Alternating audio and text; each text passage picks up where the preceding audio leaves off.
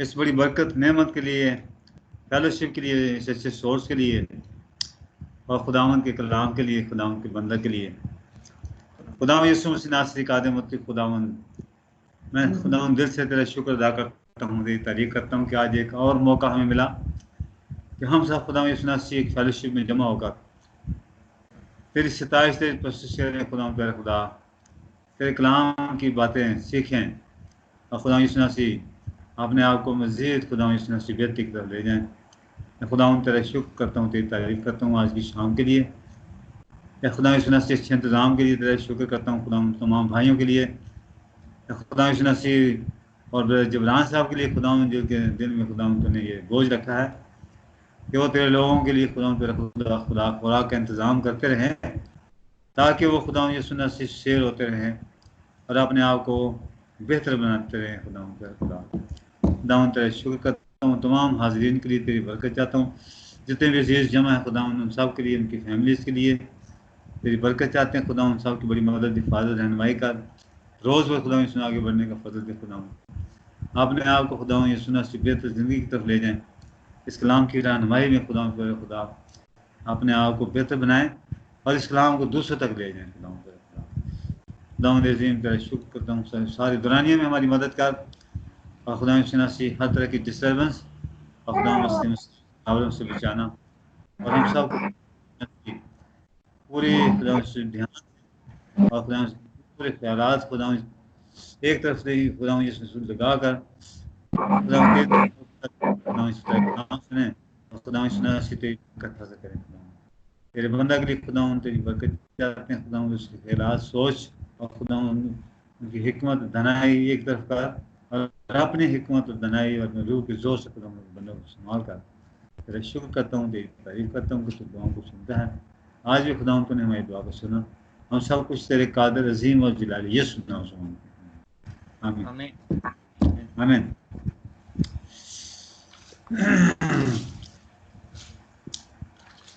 खुदावंद यीशु मसीह के नाम में आप सबको सलाम।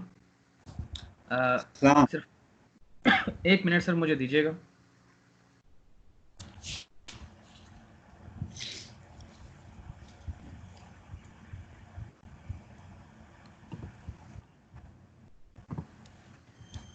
आइए हम खुदावंद के कलाम मुक़द्दस को खोलते हैं और रूत की किताब में हम जाएंगे।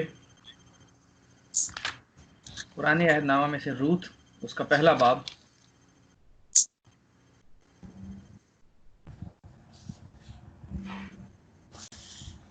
और पहले चैप्टर को हम पढ़ेंगे और फिर ताकि हमारे जहन में सारी कहानी हो और हम उसको बाद इसको समझ सकें। रूत पहला बाब। कोई भी भाई अगर पढ़ने में रहनुमाई करना चाहता है तो आप अपना माइक ऑन करके पहले चैप्टर को पढ़ सकते हैं और बाकी सब गौर से सुनिएगा, फिर इस पर हम बात करेंगे। Book of Ruth chapter 1।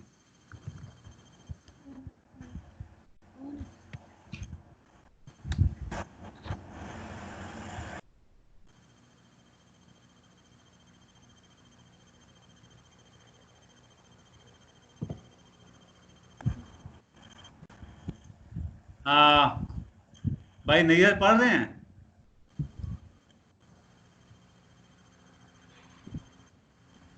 भाई नैयर अगर आप पढ़ने में रहनुमाई कर दें, मैं बाकी चीज़ें 2 मिनट देख लूँ। या भाई खुरम अगर आप पढ़ सकते हैं, आप अपना माइक ऑन करके पढ़ दें। भाई नैयर पढ़ने सकते हैं। हाँ जी, पढ़ दूं ब्रदर? हाँ जी ब्रदर, पढ़ें। रूत उसका पहला बाब। जी पहला बाब सारा ही पढ़ना है ब्रदर? हाँ जी, सारा ही पढ़ दें ताकि कहानी की समझ आ जाए। चलो ठीक हो।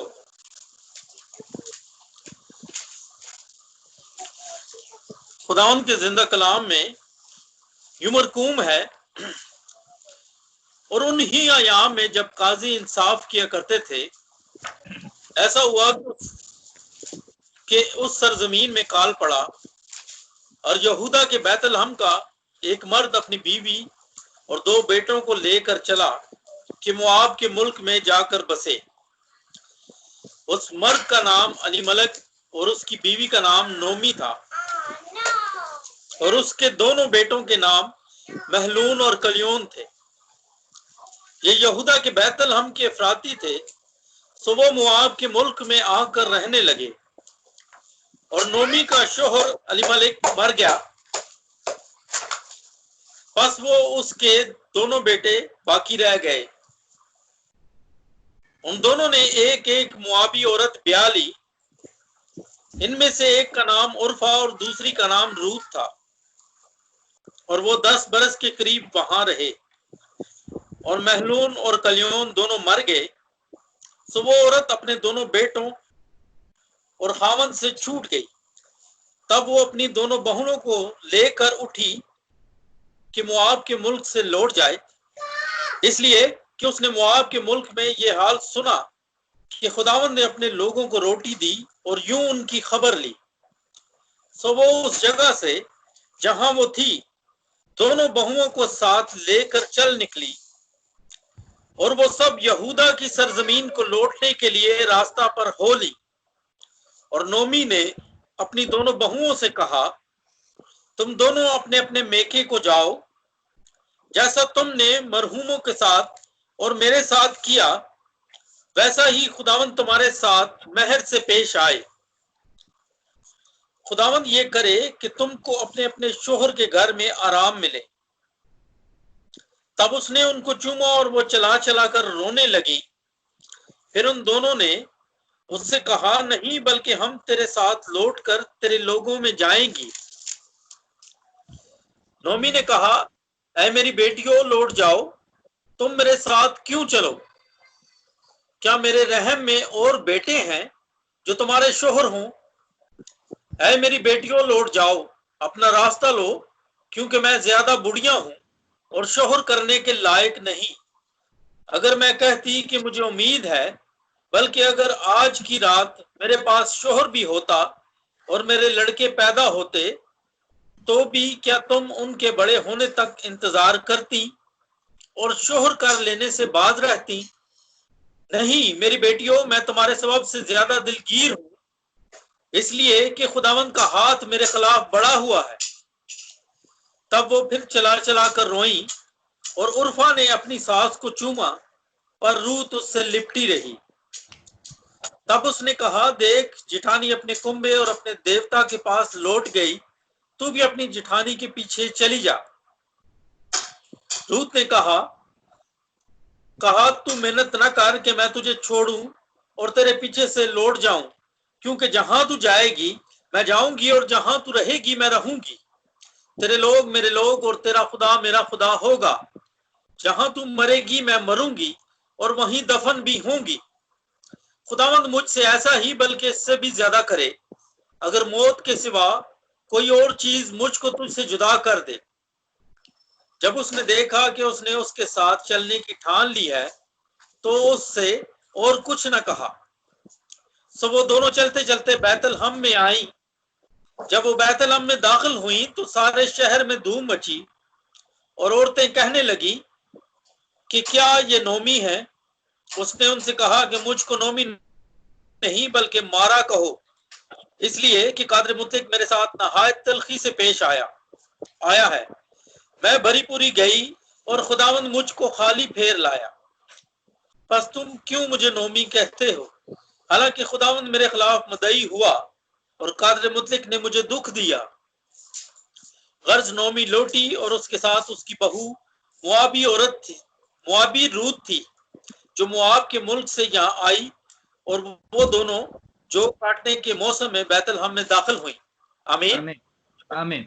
आइए अपने स्वरों को झुकाएं और दुआ करते हैं। आसमान और ज़मीन के खालिक और मालिक प्यारे मसीहा तेरे शुक्रगुजार हैं आज के दिन के लिए, इस वक्त के लिए तूने मुनासिब जाना। खुदा प्यारे मसीहा के हम भाई स्काइप के ज़रिए जमा हो सकें। बाप आसमानी, सारी मीटिंग को खुदा तेरे हाथों में सौंपता हूँ यीशु मसीह के नाम में। खुदा प्यारे मसीहा तू मेरा ज़िम्मा लेना, मैं तुझे प्री एमिनेंस देता हूँ। खुदा अपने आप को पीछे करता हूँ, अपना आप दिखाने वाला ना बनूँ, अपना फ़हम यहाँ पर ना दिखाऊँ, बल्कि खुदा प्यारे मसीहा तू उतर कर आना और अपने बच्चों से बात करना। खुदा प्यारे मसीहा तू जानता है तेरे बेटे और बेटियाँ जिस चीज़ की ज़रूरतमंद है। खुदा प्यारे मसीहा इस वक्त के अंदर जो ज़रूरत है हमारी, बाप आसमानी हमारी ज़रूरत के मुताबिक हमारे साथ बात करना, एक एक भाई एक एक बहन के साथ होना, और आज ये कलाम हमारी सबकी ज़िंदगियों के अंदर गहरे में उतर सके और जड़ पकड़ सके। और खुदा इस किताब में से हम अपनी तस्वीर को देखें, बड़ी बरकत देना, खुदा रहम करना और अपना तर्ज करना, एक एक के साथ होना। कनेक्शन के ऊपर तरह चाहता हूँ कि प्लीज़ खुदा रहम करना कि इबादत ये पूरी मीटिंग हमारी अच्छे से खुदा कंटिन्यू हो सके और तेरे कलाम की पूरी मनादी हो सके बगैर किसी खुदा डिस्टर्बेंस के। बड़ी बरकत देना, तेरा रहम चाहता हूँ खुदा यीशु मसीह के नाम में, आमीन।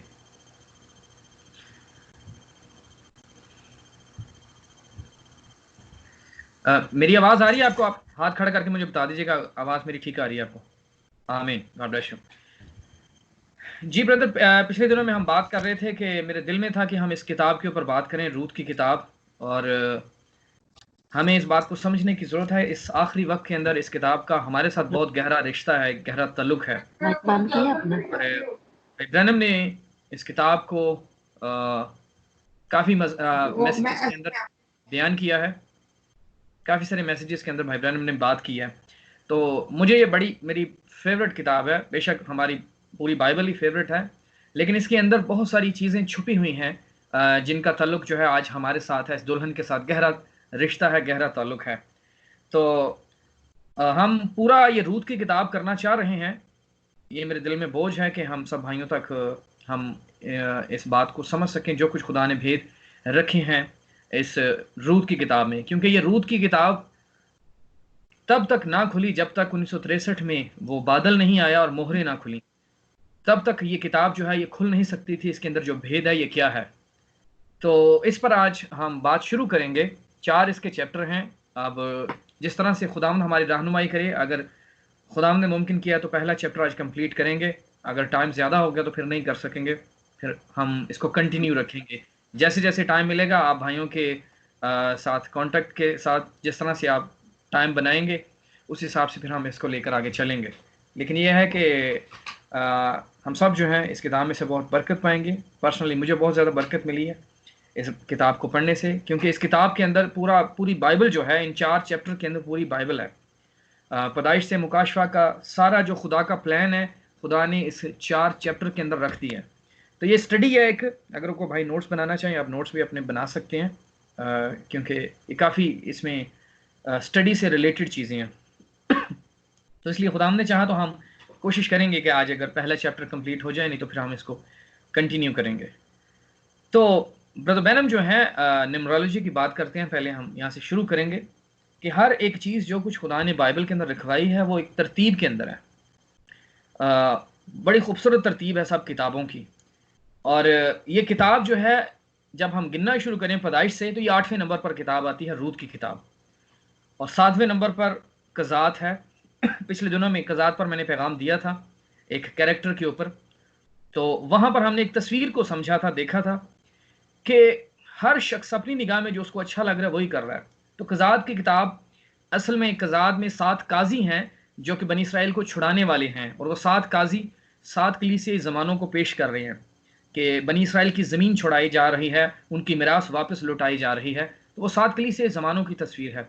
लेकिन जब आप रूत में आते हैं तो रूत कलीसियाई ज़मानों से अब बाहर आ चुकी है। ये रूत की किताब दुल्हन का ज़माना है, ये दुल्हन की किताब है, ये दुल्हन के ज़माने को पेश कर रही है, क्योंकि अब हम उस 7वें कलीसियाई ज़माना जो कि लौदीकिया का है उसमें से बाहर निकल आए हैं। और भाई ब्रैनम जो है इसको कहते हैं दुल्हन का ज़माना। तो हम दुल्हन के ज़माना के अंदर आ रहे हैं, बड़ा खूबसूरत ज़माना है ये। अब हम उन काजियों से निकल कर बाहर आ चुके हैं, और हम आज 1 to 1 हमारी मुलाकात हो गई है उस खेत के मालिक के साथ जो कि हमारा बॉयज़ हैं।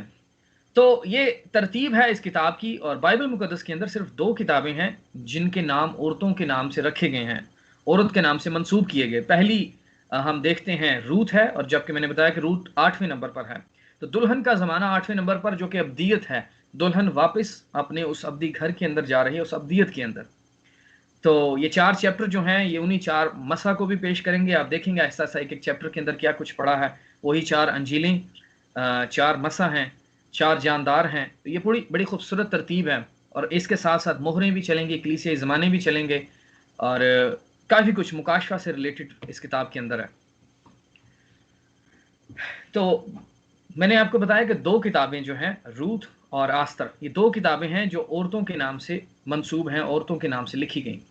हालांकि आप इस किताब के अंदर देखें तो इसमें सबसे बड़ा कैरेक्टर हमें जो नज़र आता है वो है बॉयज़, और ज़्यादा जिसकी बात हुई है वो है नोमी, और तीसरे नंबर पे ये रूत है। तो अगर खुदा लिखवाना चाहता तो बोइस के नाम से इस किताब को लिखवा सकता था, या नोमी के नाम से, नोमी जो कि एक ख़ास कैरेक्टर है इस पूरे रूत की किताब के अंदर।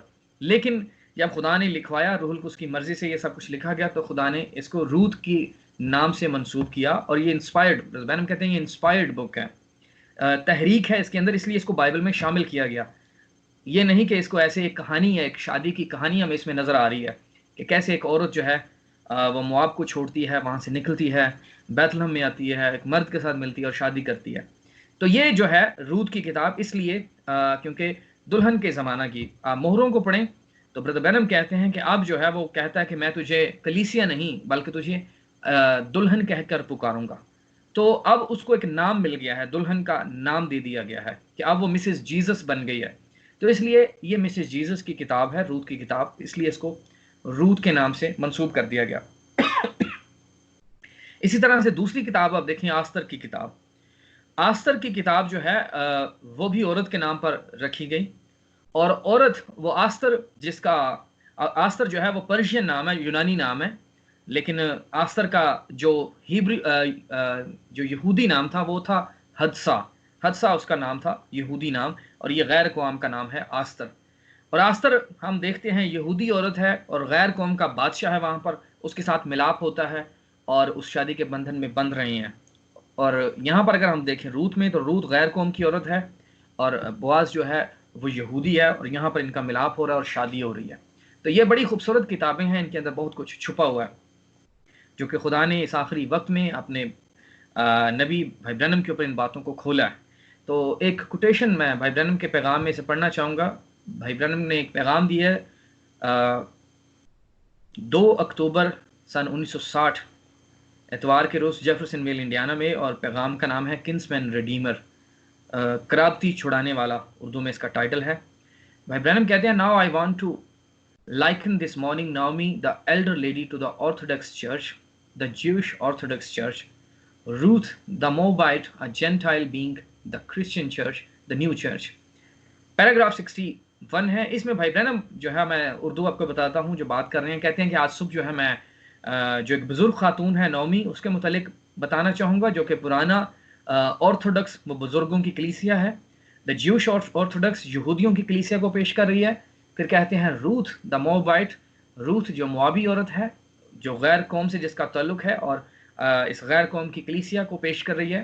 फिर आगे कहते हैं I want to approach it from 4 different phases. भाई ब्रैनम कहते हैं कि आज जबकि मैं इसके ऊपर बयान करने वाला हूं तो इसके 4 हिस्से हैं। उन 4 हिस्सों को मैं आपको पहले बताता हूं कि इस रूथ की किताब के 4 बाब हैं और इसके 4 हिस्से हैं। भाई ब्रैनम कहते हैं कि उसके मुतालिक मैं आपको बताता हूँ। कहते हैं आई गोट इट रोट हेयर, कि मैंने यहाँ पर अपने पास लिख रखे हैं वो। नंबर 1 जो है वो कहते हैं रूथ डिसाइडिंग। रूथ पहले नंबर पे, पहले चैप्टर में हमें नजर आएगा फैसला कर रही है। अगर आप लिखना चाहते हैं तो ये 4 पॉइंट हैं कि पहले नंबर पर, पहले चैप्टर के अंदर रूथ फैसला कर रही है, डिसाइड कर रही है। भाई ब्रैनम कहते हैं दूसरे बाब के अंदर रूथ खिदमत कर रही है, रूथ सर्विंग। ये ब्रदर ब्रैनम के अल्फाज हैं कि रूथ सर्विंग, रूथ खिदमत कर रही है दूसरे चैप्टर के अंदर। और तीसरा चैप्टर रूथ रेस्टिंग, रूथ के तीसरे चैप्टर के अंदर, तीसरे बाब में रूथ आराम कर रही है। और जब आप चौथे बाब में जाएं तो लिखा है कि रूथ रिवॉर्डेड, कि रूथ को इनाम दिया जाता है, रूथ इनाम से नवाजी जा रही है। ये है इस पूरे चैप्टर की तरतीब।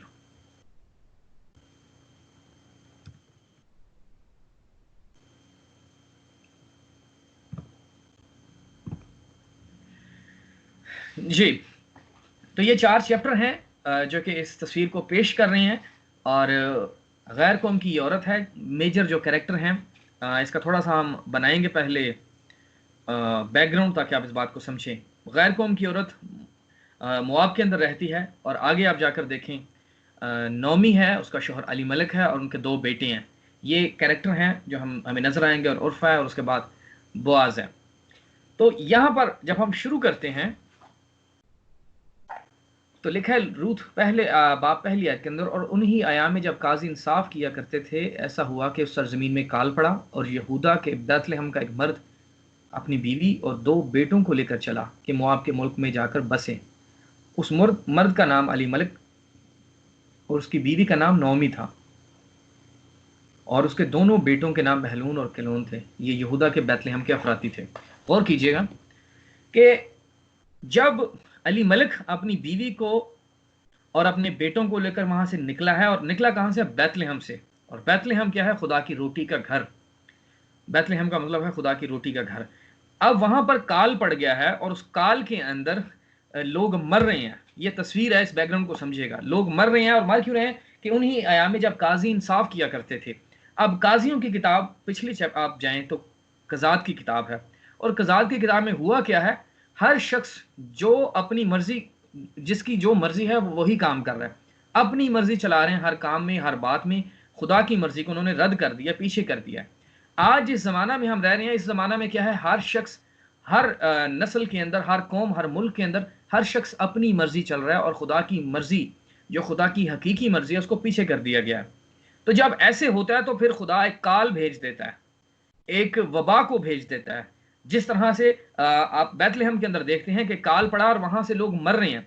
अब उस मरने से बचने के लिए अली मलिक अपनी बीवी को लेकर और अपने दोनों लड़कों को लेकर वहां से निकला है।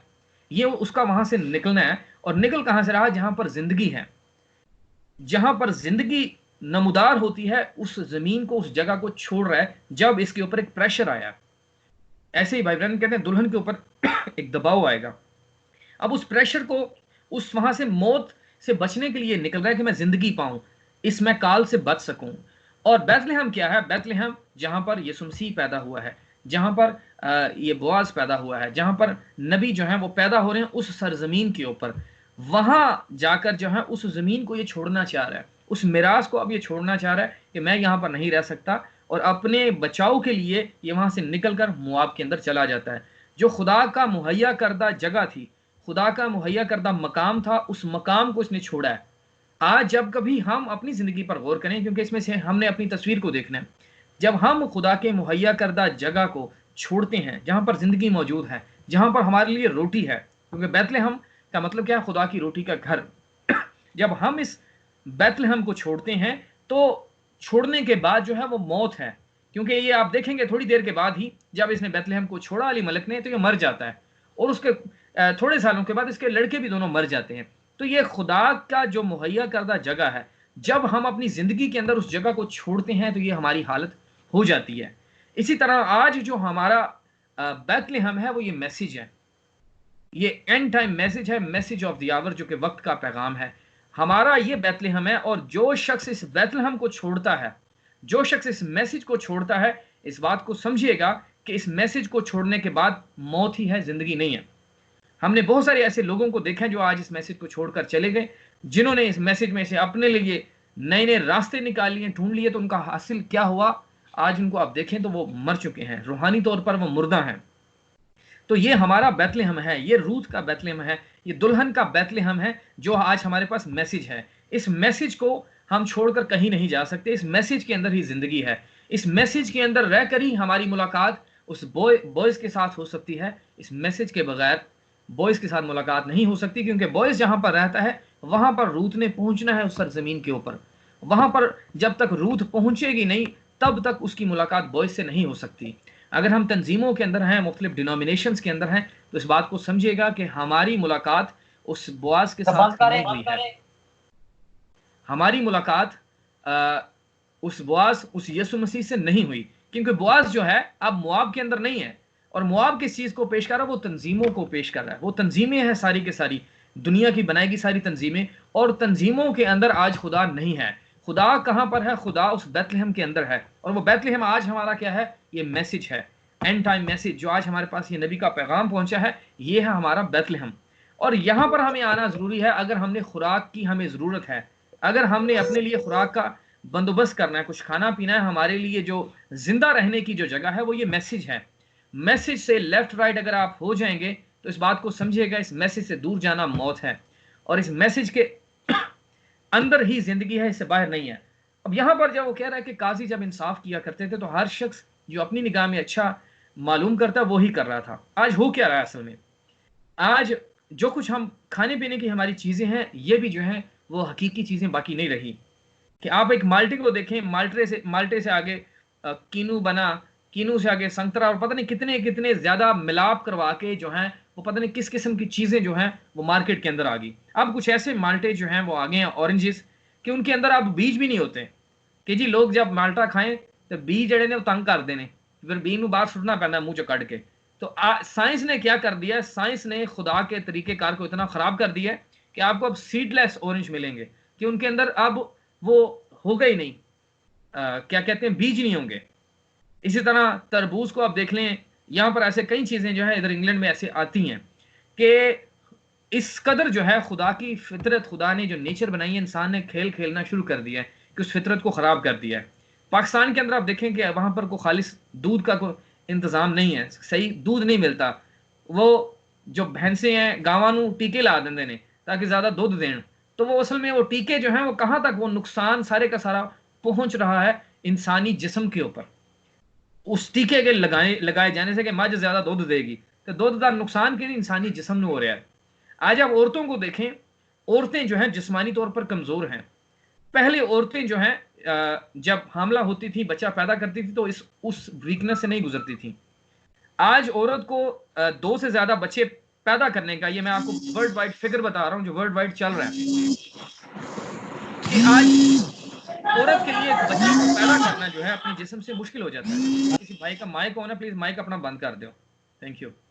तो औरत से क्या है, औरत का जिस्म जो है वो इस कदर उसके अंदर कुव्वत नहीं रही है कि वो अपने रहम के अंदर जो है एक बीज को आगे लेकर आ सके। क्यों? क्योंकि खुराक ठीक नहीं है। पाकिस्तान के अंदर जो चिकन बिकता है, वो चिकन के अंदर क्या है, वो पता नहीं किनिया की दवाइयां ला लो के उनको पोल्ट्री फार्म के अंदर उनको बनाया जाता है। तो वो बनाए जाने से जो आप मुर्गी खाते हैं, जो आपको चीजें मिलती हैं, वो क्या है, वो सब पता नहीं कितनी दवाइयों से गुजर कर वो मुर्गी को इतना ज्यादा वो मोटा बना देते हैं। जो अंडे खाते हैं, और ये बहुत ही बुरी हालत जो है पाकिस्तान के अंदर स्पेशली खुराक की बहुत ज्यादा है। तो ये खुराक की आज वजह क्या है कि औरत जो है जल्दी उस बीज को उठा नहीं सकती, हामला नहीं हो पाती, बच्चे नहीं पैदा हो पाते। तो उसकी वजह पीछे क्या है, उसकी वजह खुराक है कि खुराक इस कदर जो है वो ना खालिस है, हकीकी खुराक नहीं है, तो बच्चा कैसे पैदा होगा। और लोग फिर उधर क्या है, मेडिसिन यूज करना शुरू कर देते हैं, ये चीज यूज की, वो यूज की। तो उसका हल असल में है कि उसकी वजह, मेन वजह जो है वो खुराक की है। इसको आप रूहानी तौर पर आप समझिएगा। अगर हम आज यसु मसीह को अपने जिस्म से जाहिर करना चाहते हैं, यसु को पैदा करना चाहते हैं, तो अगर हमारी खुराक ठीक नहीं है, अगर हम जो है वो दूध पी रहे हैं जड़े मज्जा नू टीके लगे ने, वही दूध असी पी रहे हैं, मिक्स खुराक, मुर्गी जो है वो आपको खालिस नहीं मिल रही है, उसको पता नहीं कितने केमिकल लगा के बनाई गई है, खिलाई गई है। सब्जियों को देखें, लेबोरेटरी के अंदर इसका तो तजर्बे करके पता नहीं वहां से कितनी कितनी किस्में बनाई जा रही हैं कि सब्जी का एक सीजन होता है हर सब्जी का, कि कौन से मौसम में कौन सी सब्जी आनी है। आज आप मार्केट में जाएं तो अगर बैंगन है तो आपको पूरे साल बैंगन मिल सकते हैं, अगर आपको भिंडी चाहिए तो पूरे साल में मिलेगी। मुझे याद है कि हमें गर्मियों में बड़ा शौक होता था भिंडी खाने का, क्योंकि पाकिस्तान में एक मौसम, एक सीजन था उसका। लेकिन हम जो भी दुकान थे जाओ तो उन्हें चीज़ें मिल जान गया। अब वजह क्या है, ये सारी की सारी खुराक देख लें, सब्जियों को देख लें, ये खुदा की फितरत के साथ जो है वो खेल इंसान ने खेला है। उस खेलने के सबब से जो इंसान को अपनी नजर में अच्छा लग रहा है इंसान करता जा रहा है। लेकिन पूरी दुनिया के अंदर एक वाहिद मुल्क है जहां पर फितरत के साथ खेला नहीं जा रहा, वो है इसराइल। इसराइल के अंदर आप जाएं, आप इंटरनेट पे सर्च कर सकते हैं, सब्जी, फल, जो कुछ भी है वहां पर आपको खालिस एक नंबर चीज जो है वो मिलेगी।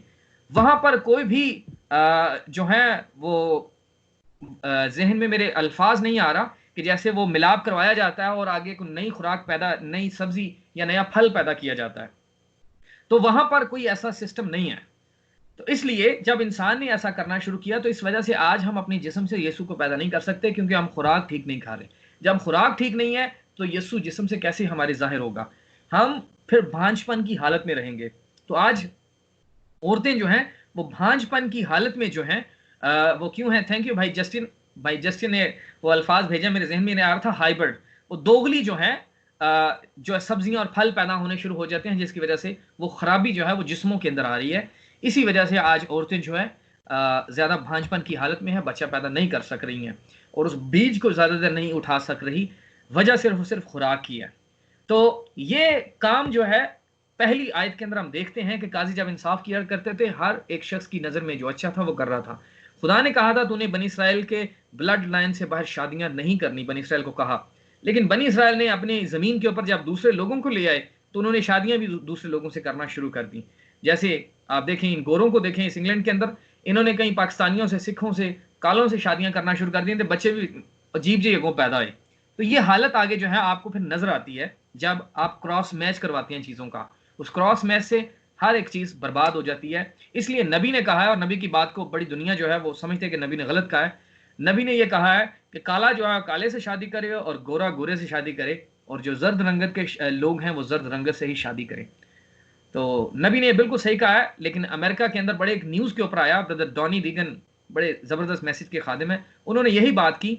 और भाई डॉनी रीगन के बारे में कहा गया, अमेरिका के एक बहुत बड़े न्यूज ने वहां पर एक क्लिप रखा हुआ है कि अमेरिका का सबसे रेसिस्ट जो पादरी है वो पास्टर डॉनी रीगन है। उसको रेसिस्ट कह दिया गया, कि रेसिस्ट कहते हैं जो फिरका पसंद जो होता है, कि अगर हम पाकिस्तानी हैं तो हम किसी काले को पसंद नहीं करेंगे या गोरे को पसंद नहीं करेंगे, हम अपने लोगों में चाहेंगे कि हम अपने लोगों को पसंद करें, उनके साथ खाएं पिएं बैठें। तो ये चीज कहा गई। तो ये सब कुछ जो है ये काम होना शुरू हो गया था, और दूसरी तरफ जो है वो काल पड़ा हुआ है। अब उस मौत से बचने के लिए जिंदगी की तरफ जो है वो अपनी जिंदगी बचाना चाह रहा है अली मलिक, अपने बेटों की, अपनी बीवी की, और जो खुदा ने जगह दी है उस जगह को ये छोड़ना चाह रहा है। और जब इसने जगह को छोड़ा है तो हुआ क्या है, आगे हम देखते हैं।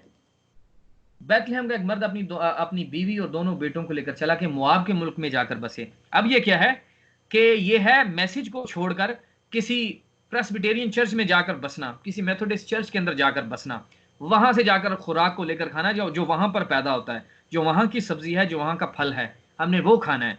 और वहां के फल और सब्जी में क्या है, मिलावट है, वो हाइब्रिड फूड है। अब असल खुराक को इसने छोड़ा है और ये चला गया है उस दोगली खुराक को खाने के लिए। आज भी जैसे मैंने आपको तस्वीर दिखाई है, बनी इसराइल के अंदर आज भी खुराक खालिस है, लेकिन पूरी दुनिया में खालिस नहीं है। और ये पूरी दुनिया और बनी इसराइल जो है ये वही तस्वीर है, ये उसी पूरी दुनिया, रूथ और इसराइल को देखें वो नौमी है, ये पूरी तस्वीर है ये। और मुआब को आप समझते हैं, इसके बैकग्राउंड में जाने की जरूरत नहीं है कि मुआब आए कहां से। लूत और उनकी बेटियों के मिलाप से आगे जो नस्ल कशी आगे हुई, पैदा हुई, लड़के पैदा हुए, आगे नस्ल बढ़ी, तो वो बनी मुआब, उनमें से एक जो है वो बनी मुआब थे। तो ये मुआब भी रूथ है, वहां की रहने वाली है। रूथ का मतलब है खूबसूरत। और आगे जाकर हम देखेंगे बाकी इन अल्फाज का मतलब कि इनके पीछे नाम के मतलब भी छुपे हैं। अब जबकि वो यहाँ पर आ गए हैं, और दूसरी आयत में, और उस मर्द का नाम अली मलिक और उसकी बीवी का नाम नौमी था, और उसके दोनों बेटों के नाम महलून और किलोन थे। ये यहूदा के बैतलहम के अफराती थे, सो वो मुआब के मुल्क में आकर रहने लगे। अब वहां पर छोड़ा उन्होंने, मैसेज को छोड़ा, और फिर तंजीमों में वापस चले गए। और तंजीमों में जब वापस गए तो हुआ क्या है, और नौमी का शोहर मर गया। जैसे ही मैसेज को, आप इस मैसेज को छोड़ेंगे जो कि हमारा बैतलहम है, इस बैतलहम को छोड़ने के बाद जो है वो मौत है, जिंदगी नहीं है। जैसे ही उसने उस जगह को छोड़ा है तो अली मलिक जो है वो मर गया। और अली मलिक जो है ये तस्वीर है, ये भी बनी इसराइल का ही है, तो ये बनी इसराइल की तस्वीर है।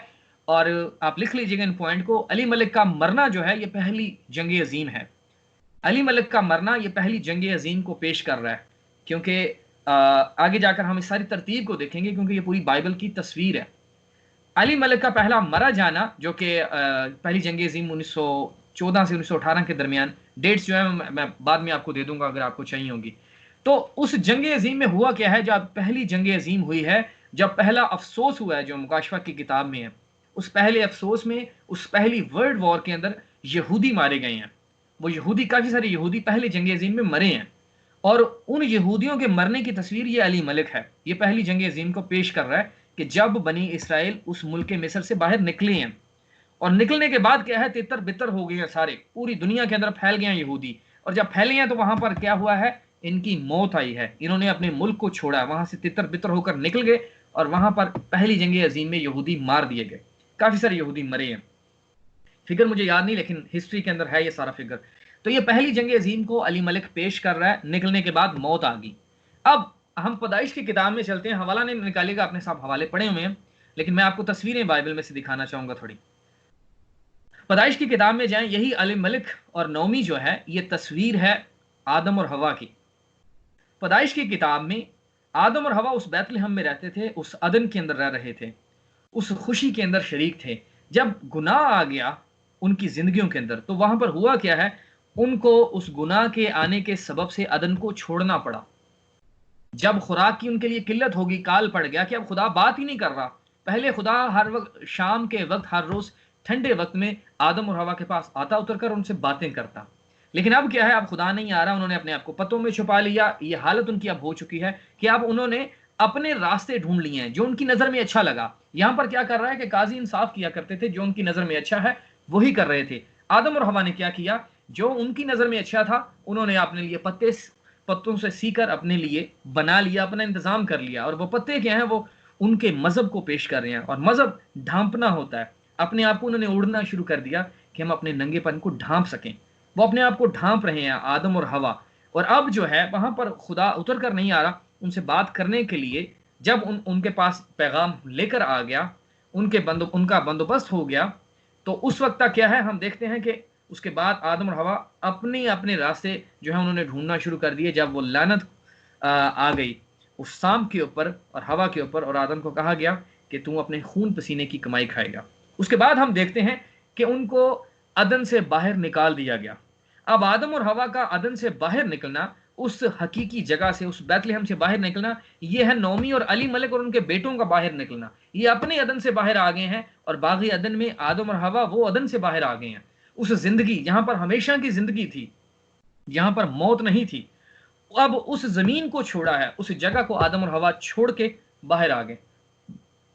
और जैसे आदम और हवा बाहर आए हैं, उसके बाद हुआ क्या है, क्योंकि उनके साथ हाबिल भी बाहर आया, काइन भी बाहर आया। वहां पर भी 2 लड़के हैं, और यहां पर भी हमें 2 लड़के नजर आ रहे हैं कि यहां से बागी अदन से बाहर आ गए। ये अपनी हकीकी जमीन बैतलहम को छोड़ा, वहां से निकलकर बाहर आ गए। और बाहर आने के सबब से क्या है, मौत आ गई। जैसे ये इन्होंने बैतलहम को छोड़ा है तो अली मलिक मर गया, और वहां पर हम देखते हैं कि मौत आ गई। जिंदगी अदन से बाहर नहीं है हमेशा की जिंदगी, बल्कि अदन से बाहर आने के बाद एक लिमिट आ गई। इसी तरह से अली मलिक की भी एक वो लिमिट एक शुरू हो गई कि अब अली मलिक ज्यादा देर जिंदा नहीं रहेगा, अब अली मलिक मर जाएगा। क्योंकि अली मलिक ने खुदा का मुहैया करदा मकाम, जो खुदा ने जगह इसे मुहैया की थी, अपनी मिरास को इसने छोड़ दिया है। आज हमारी मिरास जो है ये मैसेज है। बार बार मैं इस पॉइंट पर जोर दे रहा हूं कि आप इस पॉइंट को जरूर आप समझिएगा कि ये मैसेज जो है यही हमारी जिंदगी है। इस मैसेज के अंदर वो उठाया जाना है हमारा। इस मैसेज को हम छोड़कर दाएं बाएं नहीं जा सकते। जैसे खुदा ने यशवा से कहा था कि तू इस शरीयत की किताब से ना दाएं और ना बाएं मुड़ना, क्योंकि अगर दाएं बाएं हम हो गए तो इस बात को समझिएगा हम उस जिंदगी को खो देंगे।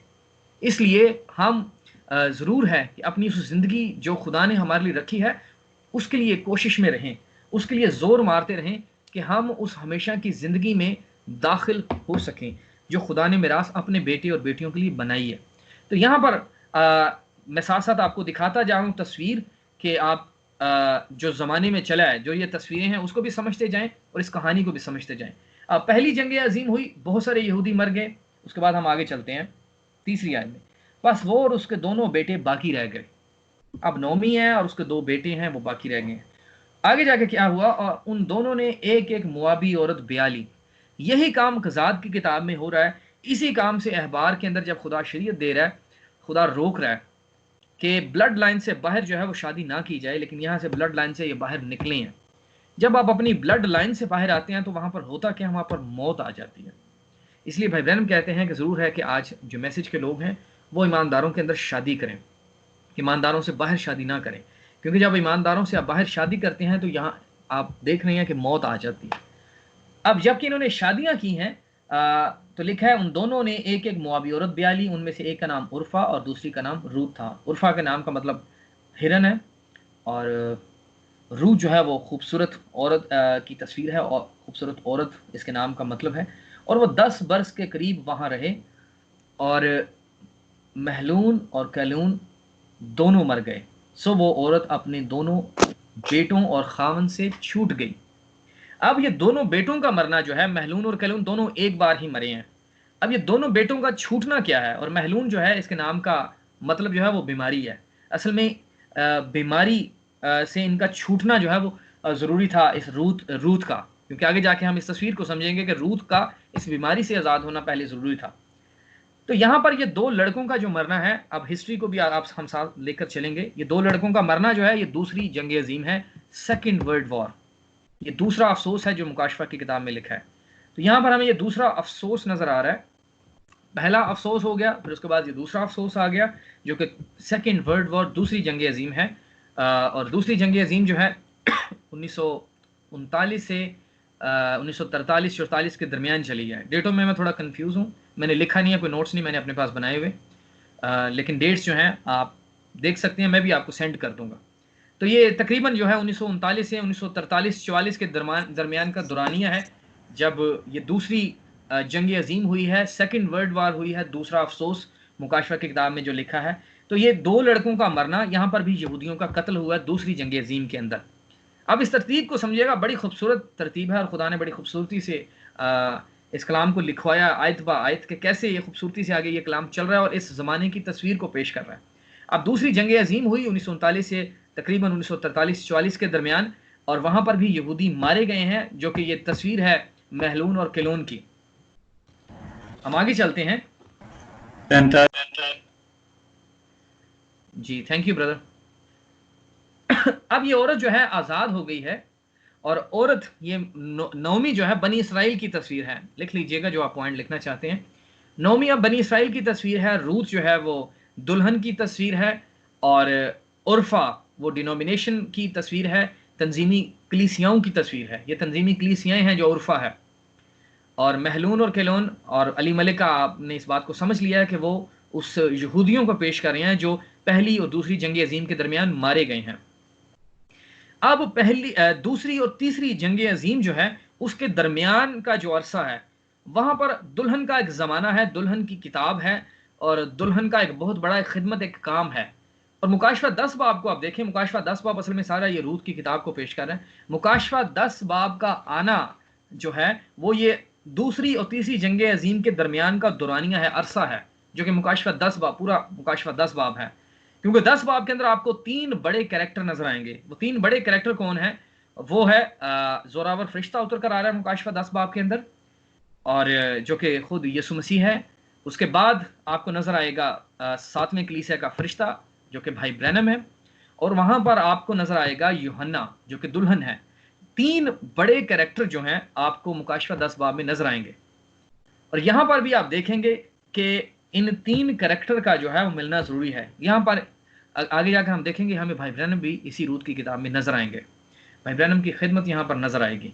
तो ये मुकाशफा 10 बाब को भी साथ साथ हम लेकर चलेंगे और इस चैप्टर को भी। अब ये औरत जो है अपने खामन से छूट गई है, दूसरी वर्ल्ड वॉर खत्म हो गई। उसके बाद क्या हुआ? 6ठी आयत, तब वो अपनी दोनों बहुओं को लेकर उठी कि मुआब के मुल्क से लौट जाए। अब जो है ये इसको ख्याल आ गया कि अब मैं मुआब के मुल्क को छोड़ दूं, लौट जाए, इसलिए कि उसने मुआब के मुल्क में यह हाल सुना कि खुदावंद ने अपने लोगों को रोटी दी और यूं उनकी खबर ली। सो वो उस जगह से जहां वो थी दोनों बहुओं को साथ लेकर चल निकली, और वह सब यहूदा की सरजमीन को लौटने के लिए रास्ता पर हो ली। अब नौमी को ख्याल कब आया कि मैं अपनी सरजमीन पर वापस चली जाऊं? पहले ख्याल नहीं आया, जब शोहर जिंदा था, जब लड़के दोनों जिंदा थे, तब ख्याल नहीं आया कि मैं वापस जाऊं, अपने मुल्क के अंदर जाऊं, अपनी सरजमीन पर वापस जाऊं। लेकिन अब इसको ये ख्याल आ गया कि अब जो है मैंने वापस अपनी सरजमीन पर जाना है, अपने मुल्क को वापस लौट जाऊं। और अगर आप तस्वीर को देखें, बनी इसराइल जो है, जैसे ही सेकेंड वर्ल्ड वॉर, दूसरी जंग अजीम, दूसरा अफसोस खत्म हुआ, बनी इसराइल पूरे मुल्क, पूरी दुनिया में से जो है निकले और वापस इसराइल के अंदर जो है वो जाने लगे। वहां से उन्होंने बनी इसराइल में जाना शुरू कर दिया, और सन 1948 के अंदर बनी इसराइल जो है वो अपने मुल्क के अंदर वापस पहुंचे हैं। और वहां पर भाई ब्रैनम कहते हैं उनका अपना झंडा, उनकी अपनी इकोनॉमी, अपना सब कुछ उन्होंने वहां पर कर लिया। तो वो अपनी सरजमीन पर वहां पर जाकर लौट गए हैं 1948 के अंदर, उससे पहले नहीं गए। यही तस्वीर जो है, अब तीसरी जंग अजीम शुरू नहीं हुई। हम जिस वक्त में रह रहे हैं ये सारी के सारी इवेंट्स हैं जो कि अब चलने वाले हैं। तीसरी जंग अजीम सब कुछ वैनिश हो जाएगा, खत्म हो जाएगा, लेकिन उससे पहले अब क्या होगा?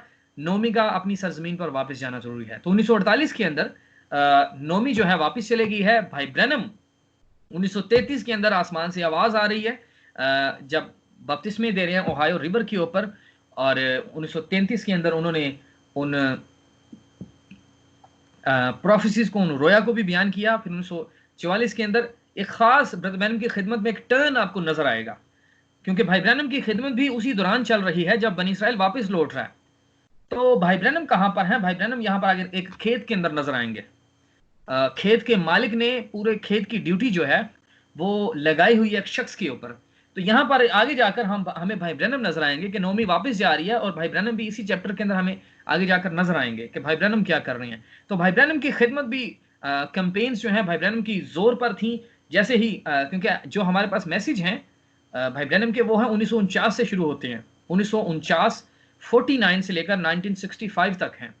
तो 1948 के अंदर वापस जारी है नौमी, और 1949 से आगे जो है वो दुल्हन की खुराक शुरू हो गई है, दुल्हन का पैगाम शुरू हो रहा है 1949 से भाई ब्रैनम के पैगाम रिकॉर्ड होना शुरू हुए। और हालांकि पैगाम वो पहले भी दे रहे थे, लेकिन रिकॉर्डिंग जो आज हमारे पास मौजूद है वो है 1949 से लेकर 1965 तक। तकरीबन ये बनते हैं 16 साल का अरसा। तो ये 16 साल के पैगाम हमारे पास हैं। अब यहाँ पर भाई ब्रैनम की खिदमत भी बड़े अरूज पर चल रही है, बड़े जोर पर है, बड़ी बड़ी मीटिंग्स हो रही हैं, खुदा बड़े बड़े काम ले रहा है। और नौमी जो है, नौमी उस वक्त अपने मुल्क में वापस जा रही है। 1948 में नौमी वापस चली गई है, और जब रास्ते में चल रही है तो हुआ क्या है, 7वीं आयत। सो वो उस जगह से जहां वो थी दोनों बहुओं को साथ लेकर चल निकली, और वो सब यहूदा की सरजमीन को लूटने के लिए रास्ता पर भूली। अब ये रास्ते पर चल रही हैं, नौमी वापिस जा रही है, और दोनों बहुएं भी साथ साथ हैं। आगे चलते हैं हम। और नौमी ने अपनी दोनों बहुओं से कहा, तुम दोनों अपने अपने मैके को जाओ, जैसा तुमने मरहूमों के साथ किया और मेरे साथ किया, वैसा ही खुदावंद तुम्हारे साथ मेहर से पेश आए। खुदावंद ये करे कि तुमको अपने अपने शोहर के घर में आराम मिले। तब उसने उनको चूमा और वो चिल्ला चिल्ला कर रोने लगी। फिर उन दोनों ने उससे कहा, नहीं, बल्कि हम तेरे साथ लौट कर तेरे लोगों में जाएंगी। नौमी ने कहा, ए मेरी बेटियों, लौट जाओ, तुम मेरे साथ क्यों चलो? क्या मेरे रहम में और बेटे हैं जो तुम्हारे शोहर हों? ए मेरी बेटियों, लौट जाओ, अपना रास्ता लो, क्योंकि मैं ज़्यादा बुढ़िया हूँ और मैं शोहर करने के लायक नहीं। अगर मैं कहती कि मुझे उम्मीद है, बल्कि अगर आज रात मेरे पास शोहर भी होता,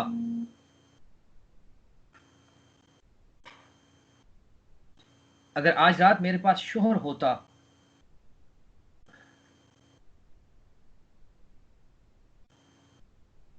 और मेरे लड़के पैदा होते, तो भी क्या तुम उनके बड़े होने का इंतजार करती और शोहर कर लेने से बाज रहती? नहीं मेरी बेटियों, मैं तुम्हारे सबब से ज़्यादा दिलगीर हूँ, इसलिए कि खुदावंद का हाथ मेरे खिलाफ बड़ा हुआ है। तब वो फिर चिल्ला चिल्ला कर रोई, और उर्फा ने अपनी सास को चूमा, पर रूत उससे लिपटी रही। तब उसने कहा, देख, तेरी जेठानी अपने कहने और अपने कुंबे और अपने देवता के पास लौट गई, तू भी अपनी जेठानी के पास चली जाओ। अब ये रास्ता, ये मंजर है, ये सफ़र है एक, और ये सफ़र जो है नौमी अकेला करना चाह रही है कि उस सफ़र में सिर्फ और सिर्फ नौमी जो है वो अपने मुल्क में, अपने लोगों में वापस जा सके।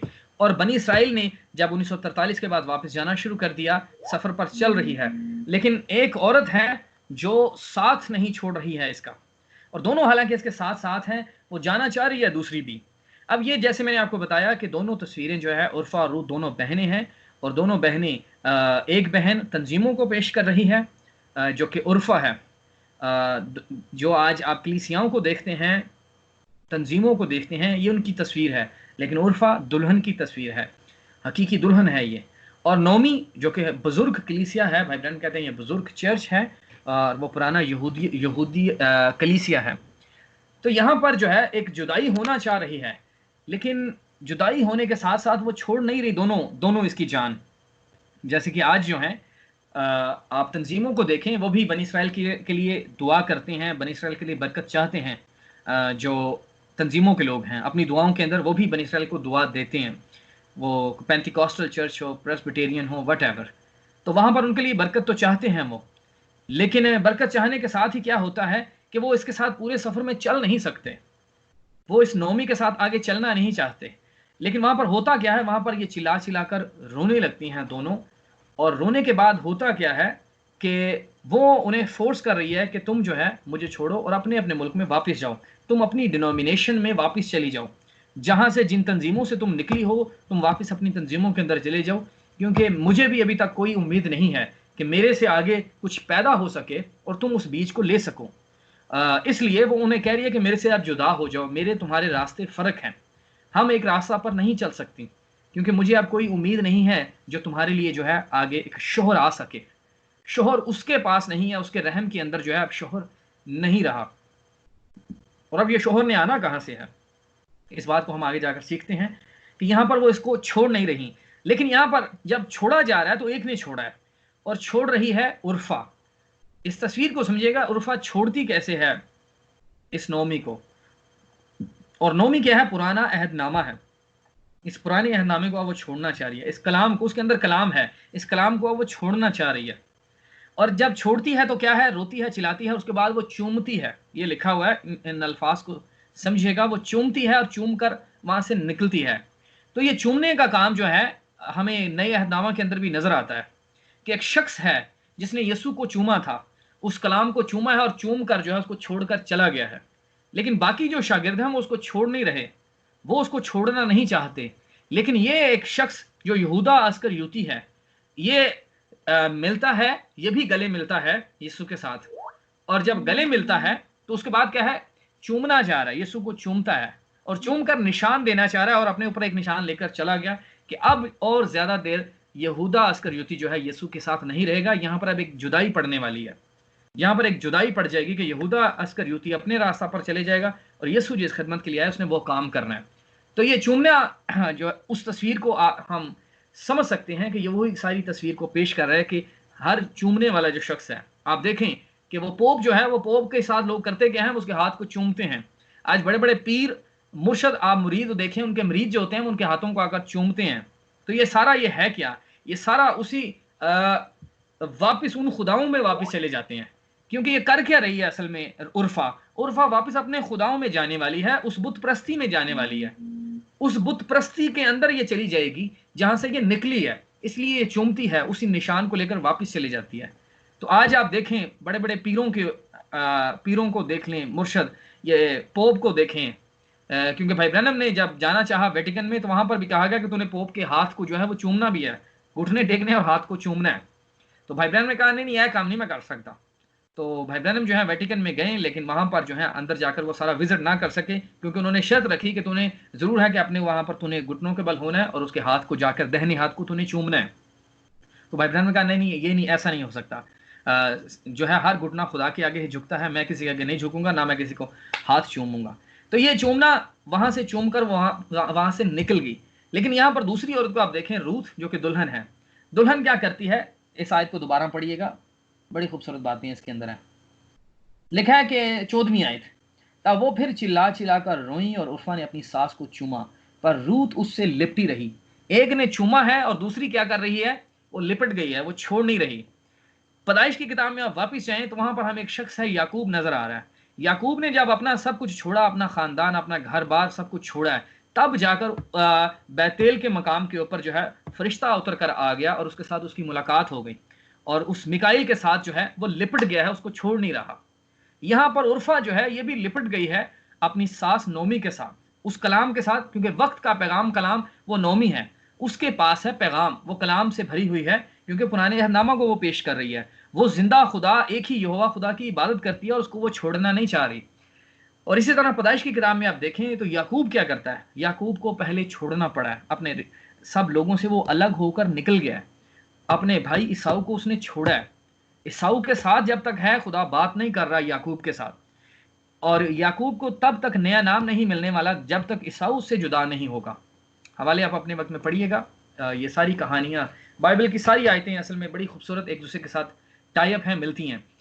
और यहां पर हम देखें तो जुदाई वहां पर एक पड़ी, याकूब और ईसाऊ अलग अलग हो गए। ईसाऊ गया बैतेल के मकाम पर और मिकाइल के साथ वहां पर कुश्ती लड़ी और लिपट गया है वहां से, और वो कह रहा है कि जब तक तू मुझे बरकत नहीं देगा मैं तुझे जाने नहीं दूंगा।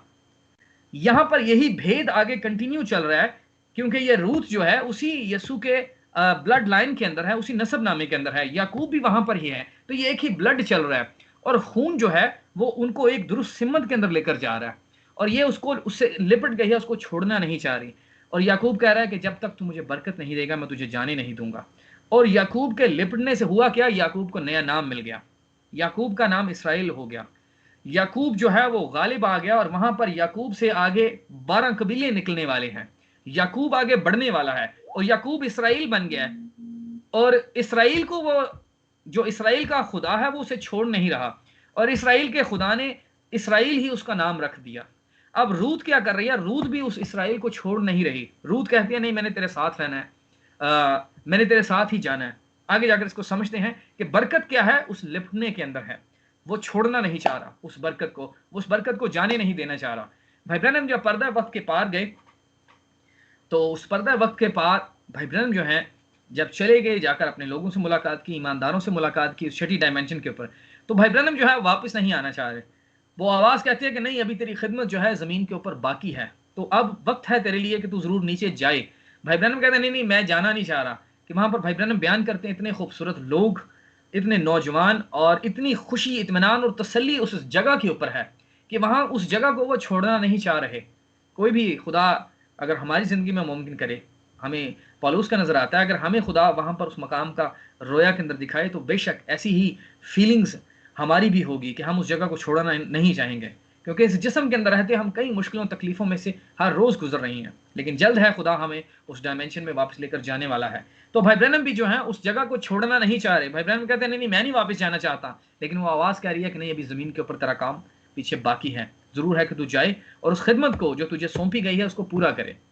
और यही तस्वीर कल मैं अपनी बीवी के साथ बात कर रहा था, उसे समझा रहा था। मैंने कहा था आज जो कुछ वायरस चल रहा है दुनिया के अंदर, जो कुछ भी है, जब तक खुदा हमसे हमारा काम ना ले ले, जो जिस मकसद के लिए खुदा ने हमें ज़मीन पर पैदा किया है, भेजा है, तब तक जो है हम मर नहीं सकते। ये वायरस, ये चीज़ें हमारा कुछ बिगाड़ नहीं सकती, क्योंकि खुदा ने हमारे लिए एक मंसूबा रखा है हमारे जिस्म के अंदर, हमारी ज़िंदगी उसने हमें ज़िंदगी इस ज़मीन के ऊपर बख्शी है, तो हम एक मंसूबा के तहत हैं। जैसे तकरीबन 1960 के अंदर भाई ब्रैनम पर्दा वक्त के पार गए हैं, लेकिन उसके बाद देखें 5 साल भाई ब्रैनम और जिंदा रहे। कार एक्सीडेंट 1961 में भी हो सकता था, 62 में भी हो सकता था, लेकिन कार एक्सीडेंट उस वक्त तक नहीं हुआ जब तक पूरी खिदमत का काम नहीं लिया गया। कार एक्सीडेंट भाई ब्रैनम का हुआ 1965 के अंदर जाकर। तो वो 5 साल क्या थे, खुदा ने और दिए कि तूने खिदमत पूरा काम मेरा करना है। इसलिए हम जो जब इस ज़मीन के ऊपर इस जिस्म में जिंदा हैं, जब तक खुदा हमसे अपना काम नहीं ले लेता, तब तक जो है हम इस ज़मीन से जाने वाले नहीं।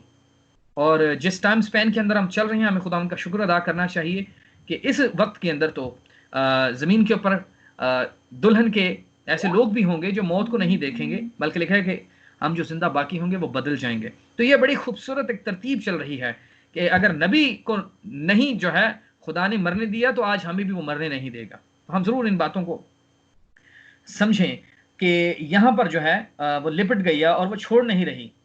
इसी तरह से आज हम भी अपने खुदा को जो है जब उससे लिपट जाएं तो उसको छोड़े ना। उसी तरह से आप ज़कई को देखेंगे, ज़कई भी जो है वो उससे लिपट गया, उसको छोड़ नहीं रहा, बल्कि उसके घर यसू चला गया है, और यसू ने कहा, यसू भी उसी ज़कई के घर में गया और वहाँ पर कह रहा है कि इस घर में निजात आई है, और निजात उसकी ज़िंदगी के अंदर आ जाती है जो कोई उसको वेलकम करता है, जो कोई उसके साथ साथ चलना शुरू करता है। यसू ने क्या कहा कि मेरे पीछे चलो, मेरी पैरवी करो। तो ये पीछे चलना, पैरवी करने के अंदर ही बरकत है। आगे चलते हैं। 15वीं आयत, उसने कहा देख तेरी जेठानी अपने कुंबे और अपने देवता के पास लौट गई। अब वहां पर नौमी जो है उसे इसरार कर रही है कि तू भी वापस चली जा, तेरा वापस जाना ही अब बनता है कि तू मुझे छोड़ दे। मैं तो, मेरे पास अब कोई उम्मीद बाकी नहीं रही, मैं वापस अपने मुल्क के अंदर जा रही हूँ और मेरे पास अब कोई उम्मीद नहीं, तो तू कम से कम अपने वापस अपने ख़ानदान, अपने रिश्तेदारों, अपनी सहेलियों के अंदर वापस चली जा। उसने आप कहा नहीं, कौन सहेली तो कौन मेरा भैन तो कौन मेरा भरा। यीशु मसीह ने क्या कहा था, जो कोई मेरे पीछे चलेगा, जो कोई अपनी सलीब उठाएगा, अपने खुदी का इनकार करे, अपना सब कुछ छोड़े। और वो अमीर शख्स क्या है, कहता मैं दाई की भी देना वा, मैं रोज़े भी रखना, मैं सब कुछ करना, लेकिन यीशु ने क्या कहा, तुझ में एक बात की कमी है कि अपना सब कुछ बेच, गरीबों को दे दे और मेरे पीछे आ जा। अब वो शख्स क्या है, वो लुदीकिया की कलीसिया की तस्वीर है। लुदीकिया आज क्या है, लुदीकिया बड़ी मालदार है, लुदीकिया की कलीसिया बड़ी दायतियाँ देती है, लुदीकिया की कलीसिया चर्च भी हर इतवार जाती है, लुदीकिया की कलीसिया सब कुछ करती जा रही है जो कुछ शरीयत के अंदर लिखा है, लेकिन जो छुपा है उसको नहीं समझ पा रही। भाई ब्रैनम कहते हैं रीड बिटवीन द लाइन्स। अक्सर मैसेजेस के अंदर भाई ब्रैनम एक लाइन बोलते हैं, read between the lines. Read between the lines का मतलब यह है कि जो कुछ लिखा गया है उसके बीच में पढ़ो। बाइबल की जो आयतें लिखी हैं, इसके बीच में कुछ और भी लिखा हुआ है जो हमने पढ़ना है, जिसको सिर्फ दुल्हन पढ़ सकती है। तंजीमों के लोग, पूरी दुनिया के लोग वो भी इसी बाइबल को पढ़ते हैं। तो वो जो कुछ ये आयतें लिखी हैं ना, भाई ब्रह्म कहते हैं वो आयता ऊंजी पढ़ देने होतों तो जो उर्दू में लिखा है या इंग्लिश में लिखा है, जो भी उनकी जुबान है, उन आयता पढ़ते जा रहे हैं। लेकिन सफ़े पढ़ो, अगले खोलो, फिर करो, पढ़ते रहो, उनका कोई फायदा नहीं। पढ़ना कैसे है? दुल्हन का अंदाज बाइबल पढ़ने का फर्क है। दुल्हन पढ़ती है इन लफ्जों के पीछे छुपी हुई बात को। भाई ब्रह्म कहते हैं रीड बिटवीन द लाइन्स, लाइनों के बीच में जो है हमने उसको पढ़ना है। ये है दुल्हन की किताब। और मुकाशवा 5 बाब में देखें, वो किताब जो है जब बर्रा किताब की मोहरों को खोलता है और किताब के बारे में लिखा है जो अंदर और बाहर से लिखी गई है। अंदरों सारे पढ़ी जा रहे हैं, लेकिन बाहरों जो कुछ है उन्होंने पढ़ दे पे है। तो हमने इस बात को समझना है कि हमने अंदर से भी किताब को पढ़ना है और बाहर से भी पढ़ना है। और जो कुछ लाइनों के बीच में लिखा है, उन लाइनों के बीच में पढ़ने की कोशिश करें, उसके अंदर देखें कि क्या कुछ जो है वो बात छुपी क्या है। अब यहाँ पर वो उसको भी इसरार कर रही है कि तू भी वापस अपनी तंजीम में, अपनी डिनोमिनेशन में चली जा। इसलिए अब जो इस मैसेज को छोड़कर चले गए हैं, इस तस्वीर को समझिएगा उनका हाल क्या हुआ। क्योंकि उर्फा जब वापस जाएगी तो इसने क्या करना है, जाकर एक और शोहर कर लेना है। एक चर्च इसको छोड़ा है, हो सकता है चर्च उन्होंने वेलकम ना करे, फिर किसी और चर्च को ज्वाइन करेगी, फिर उसके बाद किसी और चर्च को ज्वाइन करेगी, फिर किसी और के साथ शादी करेगी। तो ये क्या है, ये सिलसिला चलता रहेगा तंजीमों के अंदर। लेकिन यहाँ पर रूत जो है वो उसके साथ चल रही है। रूत क्या कहती है? रूत ने कहा तू मिन्नत ना कर कि मैं तुझे छोड़ूं और तेरे पीछे से लौट जाऊं। अब याकूब क्या कर रहा है? याकूब कह रहा है कि मैं तुझे नहीं छोड़ूंगा जब तक तू मुझे बरकत नहीं देगा। अब नौमी के अंदर उस बरकत को रूत ने देख लिया है। आज यीशु का बदन जो कि दुल्हन है, उसके बेटे और बेटियां हैं। आज यीशु दुल्हन के अंदर है और दुल्हन के अंदर से वो पैगाम निकलता है।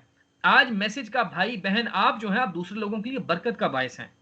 आपकी रफाकत के सबब से अगर आप किसी भाई बहन को जो तंजीमों से ताल्लुक रखते हैं, जो इस मैसेज से वाकिफ नहीं, आपका थोड़ा सा टाइम देना ही जो है उनकी मुलाकात यीशु से करवाना है, उनकी मुलाकात वक्त के पैगाम से करवाना है। तो आपके मिलने से उनकी मुलाकात वक्त के पैगाम से हो जाती है। तो ज़रूर है कि हम इस पैगाम को अपनी ज़िंदगी से में कायम रखें, इस पैगाम को दाएं बाएं जाने ना दें, इस पैगाम की ताबियादारी में हम चलते रहें और मजबूत रहें और कायम रहें। आगे चलते हैं और मैं इसको बस थोड़ी देर बाद जो है मैं इसको बंद करता हूं, क्योंकि ये काफ़ी लंबा हो जाएगा नहीं तो फिर। रूत ने कहा तो मिन्नत न कर मैं तुझे छोड़ूं कि मैं तुझे छोड़ूं और तेरे पीछे से लौट जाऊं, क्योंकि जहां तू जाएगी मैं जाऊंगी और जहां तू रहेगी मैं रहूंगी। तेरे लोग मेरे लोग और तेरा खुदा मेरा खुदा होगा। जहां तू मरेगी मैं मरूंगी और वहीं दफन भी होंगी। खुदावंद मुझसे ऐसा ही बल्कि इससे भी ज़्यादा करे, अगर मौत के सिवा कोई और चीज़ मुझको जुदा कर दे। जब उसने देखा कि उसने उसके साथ चलने की ठान ली है तो उससे और कुछ ना कहा। सो वो दोनों चलते चलते बैतलहम में आईं। बात को आप समझिएगा कि उस लिपटने के सबब से हुआ क्या है कि अब उसके साथ साथ वो जाना चाह रही है और बार बार इसरार कर रही है और वो कह रही है कि जिस खुदा की तू इबादत और प्रशिश करती है, जो कि बनी इसराइल का खुदा है, उसी खुदा की इबादत और प्रशिश मैं करूंगी। उस खुदा को मैं अपना खुदा मानूंगी और जो तेरे लोग हैं वो मेरे लोग होंगे। उन लोगों को भी मैं अपनाऊंगी और अपने लोगों को छोड़ूंगी, अपनी तंजीम को छोड़ूंगी, अपने रिश्तेदार को छोड़ूंगी, अपने सब जो मुआब से जुड़ा हुआ जो कुछ मेरा है उन सबको मैं जोड़ूंगा, अपना रिश्ता नाता उनसे मैं तोड़ूंगी। तो ये क्या, ये तरतीब है एक ईमानदार की, दुल्हन की एक तरतीब है कि दुल्हन, जबकि आप फैसला लेना है दुल्हन ने, जैसे मैंने आपको 4 पॉइंट पहले बताए थे कि पहला बाब जो है ये फैसले का है। अब यहाँ पर फैसला लेना है रूथ ने और रूथ फैसला ले रही है। रूथ कह रही है कि मैंने तेरे साथ ही जाना, मैं तुझे नहीं छोड़ूंगी। रूथ फैसला ले रही है कि अब मैं बहुत से खुदाओं की प्रशिश नहीं करूंगी, अब मैं तसलीस को छोड़ूंगी, अब मैं बाप बेटे और रूहुल कुद्स के बपतिस्मे को छोड़ूंगी, अब मैं अपनी तंजीम को, कैथोलिक चर्च है, प्रेस्बिटेरियन है, जो कुछ भी है, अब मैं उसको छोड़ दूंगी और मैं तेरे खुदा की इबादत करूंगी, मैं तेरे लोगों के साथ रफाकत रखूंगी। मैं अब इस मैसेज को नहीं छोड़ूंगी जो मैसेज आज मेरे पास आया है, जो मेरी ज़िंदगी का हिस्सा बनने वाला है। ये मैसेज जो है ये मेरे से जुदा नहीं हो सकता। ये मैसेज मेरी ज़िंदगी है और मैसेज ही मेरी ज़िंदगी में अब कायम रह सके, क्योंकि इस मैसेज के अंदर मेरी ज़िंदगी है। वो कह रही है कि अगर मुझे दफन भी होना पड़े तो मैं उस ज़मीन पर जाकर दफन होंगी। इस बात को समझिएगा। पैदाइश में हम चलते हैं। आप देखें, जब अब्राहम और सारा मरे हैं तो उनकी कब्रें जो हैं वो, बल्कि आइए हम एक हवाला पढ़ लेते हैं। अब्राहम और सारा को आप देखेंगे, उसके बाद आप इसहाक को देखेंगे। पैदाइश आखिरी चैप्टर में चलते हैं।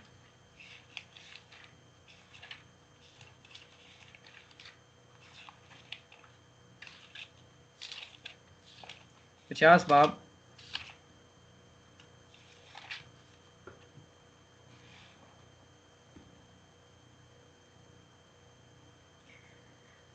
बाब है और 24 आयत। और यूसुफ ने अपने भाइयों से कहा, मैं मरता हूँ और खुदा यकीनन तुमको याद करेगा और तुमको इस मुल्क से निकाल कर उस मुल्क में पहुँचा देगा जिसके देने की कसम उसने अब्राहम और इसहाक और याकूब से खाई थी। और यूसुफ ने बनी इसराइल से कसम लेकर कहा, खुदा यकीनन तुमको याद करेगा, सो तुम ज़रूर ही मेरी हड्डियों को यहाँ से ले जाना।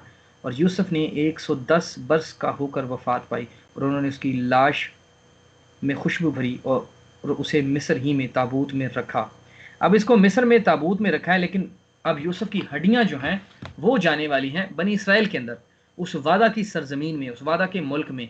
और रूथ क्या कह रही है कि अगर मुझे दफन होना पड़े तो मुझे दफनाना भी इसी सरजमीन के ऊपर जहाँ पर नोमी रहती है, जहाँ नोमी का खुदा है, जहाँ नोमी के लोग हैं, वहाँ पर मुझे दफन किया जाए। अब्राहम और सारा को देखें, अयूब को देखें, अयूब भी उसी सरजमीन में दफन हुआ। मूसा को देखें, बाकी नबियों को देखें, इन सब की कब्रें जो हैं उसी इसराइल के अंदर हैं।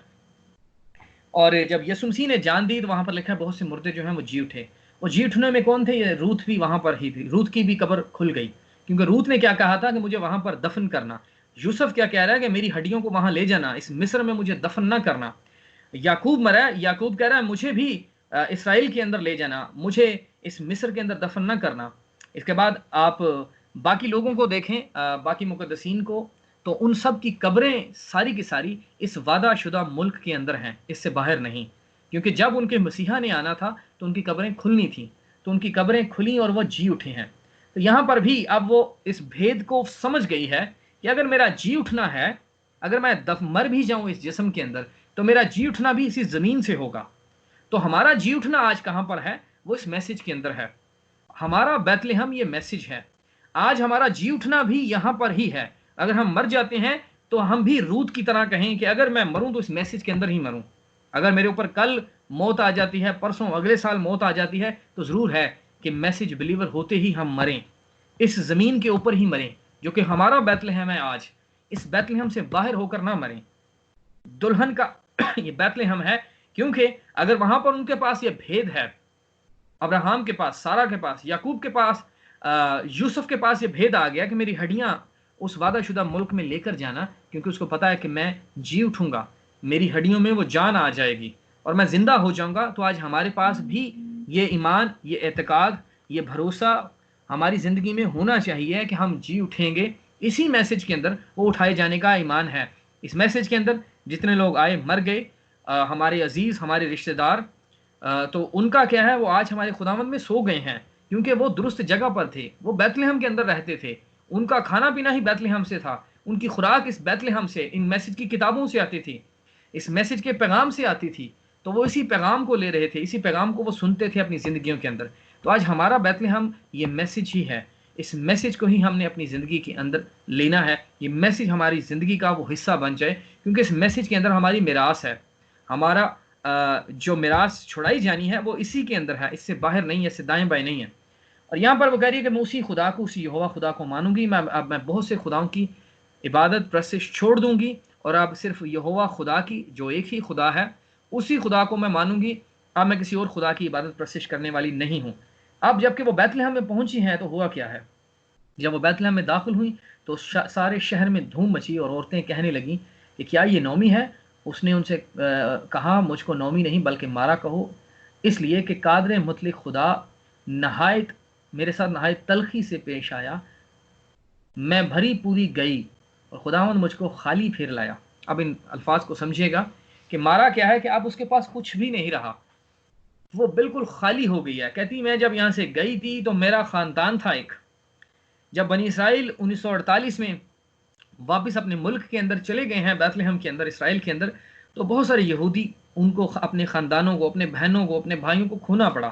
पहली जंग अजीम के अंदर जब अली मलिक मरा, दूसरी जंग अजीम जब महलून और कलून मर गए, तो उसके अंदर बहुत सारे यहूदी मरे, बहुत सारे ख़ानदानों ने अपने अजीज़ों को जो है वो खो दिया।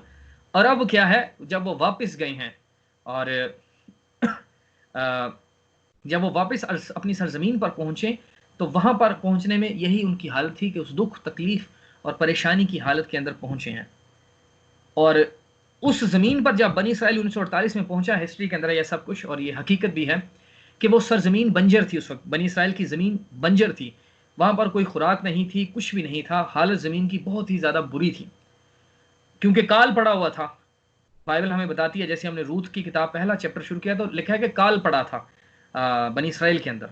तो उस काल के सबब से बनी इसराइल की पूरी सरजमीन जो है बंजर हो चुकी थी, ना वहां पर कोई सब्जी, ना कोई फल, ना कोई और चीज, कुछ भी नहीं था उस सरजमीन के ऊपर। लेकिन वहां पर जब नौमी वापस गई है तो तब क्या हुआ है, आगे बढ़ते हैं। मेरे साथ तलखी से पेश आया, मैं भरी पूरी गई थी और खुदा मुझको खाली फेर लाया। बस क्यों मुझे नौमी कहती हो, हालांकि खुदा मेरे खिलाफ मदई हुआ और कादे मतलब ने मुझे दुख दिया। गर्ज नौमी लौटी और उसके साथ उसकी बहू मुआबी रूथ थी, जो मुआब के मुल्क से यहाँ आई, और वो दोनों जो काटने के मौसम में बैतलहम में दाखिल हुई। इस तस्वीर को समझिएगा। बनी इसराइल जब 1948 में वापस गया, जमीन जो है वो बंजर है, कुछ भी नहीं है जमीन के ऊपर, क्योंकि जब नौमी ने मुल्क छोड़ा था तो उस वक्त काल पड़ना शुरू हुआ था। उस वक्त लिखा है कि काल पड़ा था, वहां पर काल पड़ना शुरू हुआ, वहां से अपनी जिंदगी बचाने के लिए वहां से निकली अपने पूरे खानदान के साथ। अब जब वापस आई एक्सक्यूज मी, तो जमीन बंजर हुई पड़ी है। अब होता क्या है, जमीन बंजर है, और हिस्ट्री के अंदर है कि जब जमीन बनी इसराइल वापस लौटा है तो कुछ भी वहां पर नहीं था जमीन के ऊपर, ना कोई फल, ना कोई सब्जी, कुछ भी नहीं था। लेकिन वहां पर जब इन लोगों ने जाकर जमीन के ऊपर मेहनत करना शुरू कर दी, तो आज आप उस जमीन को देखें तो वो जमीन जो है वो हरी भरी है, वो जमीन जो है वो इस कदर खुशहाल हो चुकी है। दुनिया में वो है अब अपने फल और सब्जियां जो है बनी इसराइल जो है एक्सपोर्ट करता है, बहुत मुल्कों के अंदर जो है वो अपने फल सब्जियों को ट्रांसफर करता है, भेजता है बाकी मुल्कों के अंदर जाके। अब खुराक का जरिया, खुराक की जगह जो है बनी इसराइल बना हुआ है, और अपन खुद तो वहां पर वो खा ही रहे हैं खालिश खुराक को, लेकिन बाकी मुल्कों तक भेजते हैं। लेकिन इसकी तस्वीर क्या है कि जब 1948 में बनी इसराइल वापस आया है, उस वक्त जमीन बंजर है। क्यों? क्योंकि उस जमीन के ऊपर गलत लोग आकर आबाद हो गए थे। गलत लोग कौन थे? बाकी कौमों ने, कबीलों ने, गैर मजाहिब के लोग ने उनकी जमीन पर कब्जा कर लिया था। ये मैसेज, ये बाइबल क्या है कि ये बाइबल हमारी मिरास है, ये वो नौमी की असल जगह है, ये रूथ की असल मिरास है, ये जगह है। इस तस्वीर को समझिएगा, इसको कैच कीजिएगा। बाइबल जो कि हमारी असल मिरास है, इस बाइबल को उठाया जब पहली कलीसिया आई, कलीसिया ज़माना आया, उसके बाद रोमन चर्च आ गया, उन्होंने अपनी चीज़ें इसमें डालना शुरू कर दी कि बपतिस्मा ऐसे नहीं, ऐसे होना चाहिए, एक खुदा नहीं, तीन खुदाओं को मानो। तो हुआ क्या है, खुदा की फितरत के साथ उन्होंने खेल खेलना शुरू कर दिया और दोगली नस्लें आगे से पैदा होना शुरू हुई। लेकिन जब असल लोग ही ज़मीन पर नहीं थे तो ज़मीन बंजर हो गई। अब ये बाइबल क्या है, ये बाइबल बंजर हो गई उन लोगों के लिए, ज़मीन बंजर हो गई। अब ये बाइबल बंजर हो गई, किसी भी आयत को उठाएं उनको समझ नहीं आती कि ऐसा आयत का मतलब की है। आज भी ये आयत जो है, जो इस जमीन के ऊपर नहीं है, जो बहुत सारे जो हैं इस बाइबल में से चीजें उठाकर सवाल करते हैं। पिछले दिनों में भी एक भाई अकरम रोशन ने ग्रुप बनाया, वहां पर एक सवाल चल रहा था, तो वो सवाल की तस्वीर लोगों ने अपनी तरफ से ही उल्टी बना ली कि देखें जी, यहाँ वो सफिनिया 4 बाब उसकी 17 आई थी, और वहां पर अपनी तरफ से जिन्होंने सवाल किया वो तस्वीरें बनाने नहीं, देखो जी खुदा ने प्रस्तिश करदा पे आए थे, खुदा भी प्रस्तिश करता है, खुदा सजदा कर रहा है, ऐसे ऐसे अल्फाज जो है वो सुनने को मिले कि हालांकि उसके अंदर जो है वो लिखा खुदा खुशी मनाता है और खुदा गाता है, लेकिन उसको उन्होंने रंग दे दिया कि खुदा सजदा करता है, प्रस्तिश करता है। मेरे पास भी उसके बाद भी कुछ ऐसे बात पहुंची, ऐसे सवाल पहुंचे। तो वजह क्या है कि जो इस बात को समझ नहीं पाते और अपनी तरफ से अपने रंग में इसको पेश करने की कोशिश करें, किसी भी बाइबल की आयत को उठाए और अपनी तरफ से उसको उसकी तफसीर करने की कोशिश की, अपनी तरफ से पेश करने की कोशिश की। वजह क्या है कि वो असल जमीन के ऊपर नहीं है, उनके लिए ये बाइबल बंजर है। वो बाइबल खोलते हैं, उनको कोई भी फल इस बाइबल में नजर नहीं आता। बाइबल की किसी भी किताब को उठाएं, उन्हें कोई भी फल, कोई भी अपने लिए जो है खुराक नजर नहीं आ रही, क्योंकि उनके लिए क्या है, कुछ भी नहीं है, उनके लिए जमीन बंजर हो चुकी है। इसलिए जब तक आप असल जमीन पर नहीं है, जब तक आप इस हकीकत में वापस ना आ जाए, जब तक आप इस बैतलहम में ना आए, आपको बाइबल की समझ नहीं आएगी। फिर क्या है, फिर हम हमारे सवाल पे सवाल होंगे और सवालों के ऊपर हम अपनी तफसीरें करेंगे। तंजीमें आज क्या कर रही हैं, वो यही कर रही हैं। तंजीमों ने पिछले 2000 साल के अंदर यही कुछ किया है। उनके लिए आज ये बाइबल बंजर है। आप उनके पैगामात को देखें, पैगाम उनका होता है 15 से 20 मिनट का, और उसके 15 से 20 मिनट के अंदर भी उन्होंने पॉइंट अपने लिखे होते हैं कि ये पॉइंट हमने बयान करना है। मैं काफ़ी तंजीमों के अंदर मैंने काम किया, मैं रहा हूँ, मैंने उनको देखा है उनका तरीकाकार होता क्या है कि सारे मैसेज को उन्होंने लिखना है, पहले पॉइंट लिख लेने हैं कि मैंने पॉइंट बयान क्या क्या करने हैं, क्या क्या करना है। गीत उन्होंने गाने शुरू करने हैं तो हो सकता है उनकी प्रोसेस घंटा डेढ़ चले, लेकिन जब मैसेज की बारी आए तो मैसेज जो है 15 से 20 मिनट का मैसेज होगा और उसके बाद दुआओं की लाइन लग जाएगी, दुआ करो जी, यस पहन ली, यस पढ़ा ली, दुआ करो, ये करो, वो करो। लेकिन कलाम का मौका वक्त क्या है? थोड़ा सा 15 से 20 मिनट। क्यों? उनके लिए ये बाइबल बंजर हो चुकी है, उनके पास कुछ नहीं है इसमें से निकालने के लिए कि कहां से वो खुराक निकालें। उनके लिए ये बाइबल जो है काल पड़ चुका है, उनके पास ये खुराक नहीं है। लेकिन मुबारक है ये रूथ कि ये अपनी असल जमीन पर आ गई है। मुबारक है ये दुल्हन जो अपनी जमीन पर, असल जमीन पर वापस आई है कि अब दुल्हन जब भी किसी आयत को खोलती है तो अपनी खुराक को तलाश करती है कि मेरे लिए कहां पर खुराक मौजूद है। दुल्हन की खुराक मौजूद है। और जब असल लोग वापस आ गए उस इसराइल के अंदर, तो जब असल लोगों ने इस बाइबल को उठाया, क्योंकि खुदा ने क्या कहा कि मैंने दुनिया के आलमों और हाकमों से इन बातों को छुपाया है और बच्चों पर जाहिर किया। ये किताब दुनिया का कोई भी बड़े से बड़ा आलम, बड़े से बड़ा डॉक्टर इस किताब को उठाए, वो इस किताब को समझ नहीं सकता कि रूथ की किताब बयान क्या कर रही है, रूथ की किताब के अंदर क्या है। कोई नहीं, बड़े से बड़े आलम जो दुनिया की डिनोमिनेशन है इस किताब को बयान नहीं कर सकते। वजह क्या है कि वो असल जमीन के ऊपर नहीं है, वो उर्फा है जो वापस चली गई है मुआब के अंदर।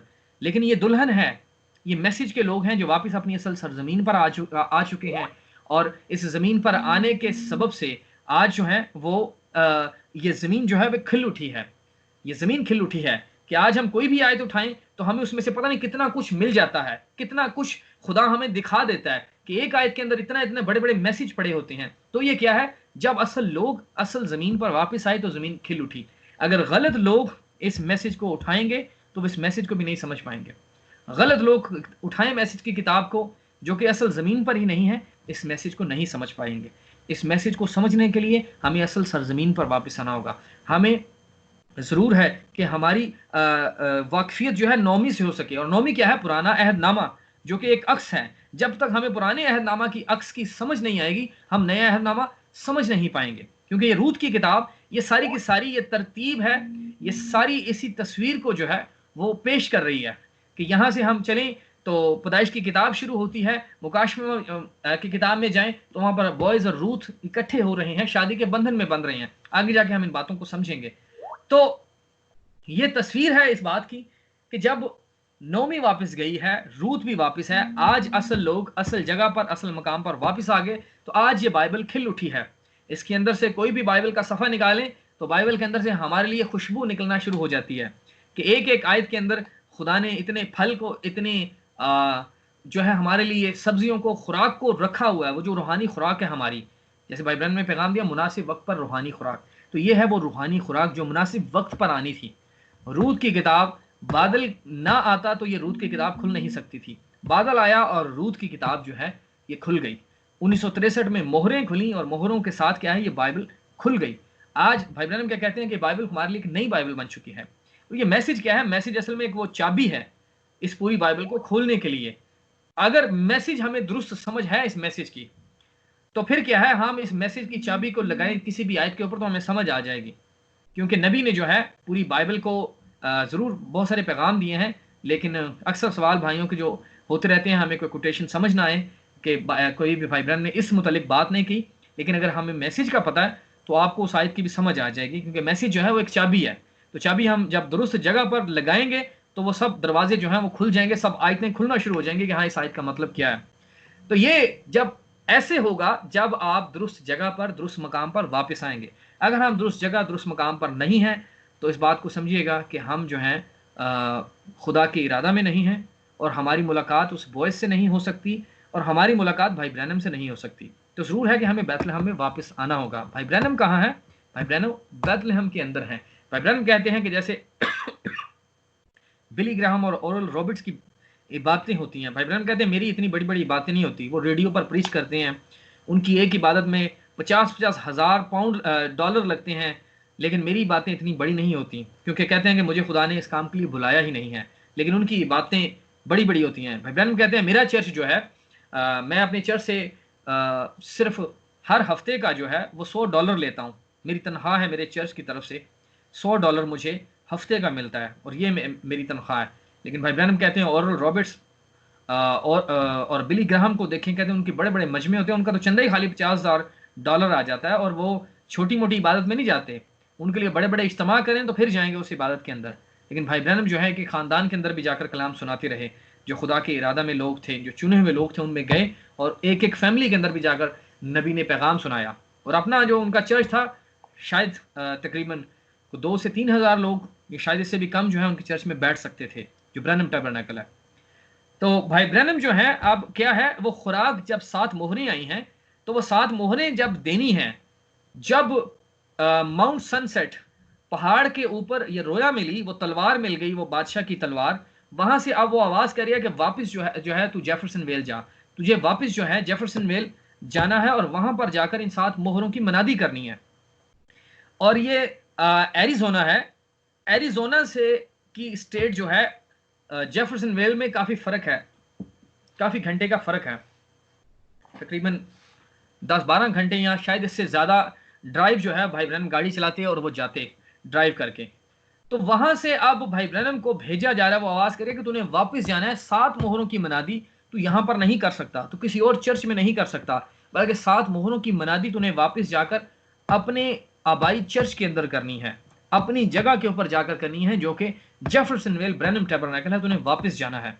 तो जेफरसन वेल क्या है कि वहां पर रोटी वहां पर लोगों को मिलनी चाहिए जो तेरे साथ लोग तेरी रफाकत में जुड़े हुए हैं। वहां पर लोग जिसने आना है उस बैतलहम के अंदर आए, उस जेफरसन वेल में आएगा और वहां से इन मोहरों को लेकर जाएगा, वहां से इस पैगाम को लेकर जाएगा।